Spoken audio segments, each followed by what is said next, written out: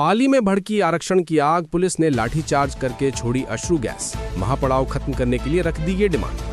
पाली के बालराई गांव में हाईवे किनारे शुक्रवार को घुमंतु, अर्ध घुमंतु और विमुक्त जातियों की समन्वय समिति और राष्ट्रीय पशुपालक संघ की ओर से महापड़ाव शुरू किया गया।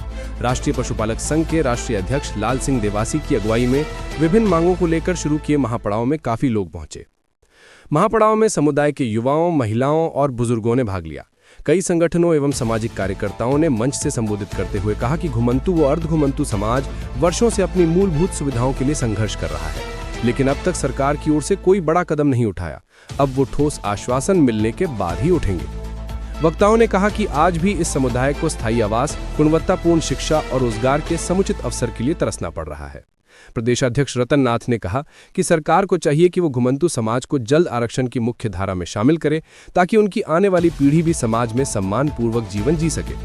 राष्ट्रीय अध्यक्ष लाल सिंह देवासी ने कहा कि घुमंतु व अर्ध घुमंतु समुदाय का जीवन सदियों से कठिनाइयों से भरा रहा है। इनके पास ना तो स्थायी घर और ना नियमित रोजगार है। बच्चों की शिक्षा भी प्रभावित हो रही। ऐसे में सरकार को चाहिए कि वह विशेष नीति बनाकर जरूरी सुविधाएं प्रदान करे। बालराई में शुरू किए महापड़ाव में पहले दिन राजस्थान के साथ महाराष्ट्र, कर्नाटक, मध्य प्रदेश, गुजरात, हरियाणा से भी लोग पहुंचे थे। सरकार की नीतियों से नाराजगी। महापड़ाव पर बैठे लोगों ने कहा कि कई आयोग और कोर्ट के आरक्षण देने के कहने के बावजूद सरकार सुनवाई नहीं कर रही है। घुमंतु, अर्ध घुमंतु और विमुक्त जातियों की जनसंख्या 15% से अधिक है। इन्हें 10% आरक्षण मिलना चाहिए।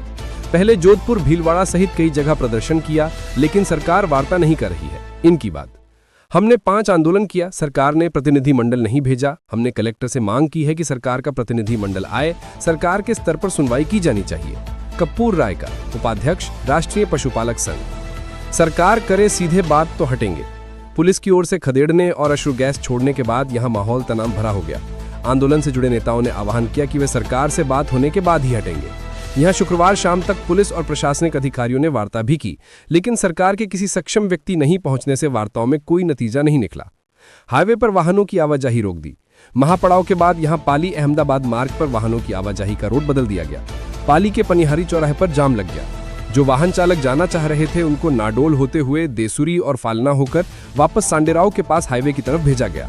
उधर सांडेराव की तरफ से भी वाहनों को इसी मार्ग से वाहनों को पाली की तरफ डाइवर्ट किया गया। मंशा नहीं थी हाईवे पर जाने की। महापड़ाव पर बैठे लोगों का कहना था कि हमारा उद्देश्य पांडाल में बैठने का था, हाईवे पर जाने की मंशा नहीं थी। हमारे में से कुछ लोग हाईवे की तरफ गए थे। पहली बार तो उनको पीछे ले लिया, लेकिन बाद में वो फिर हाईवे पर गए। पुलिस को मारपीट नहीं करनी चाहिए थी।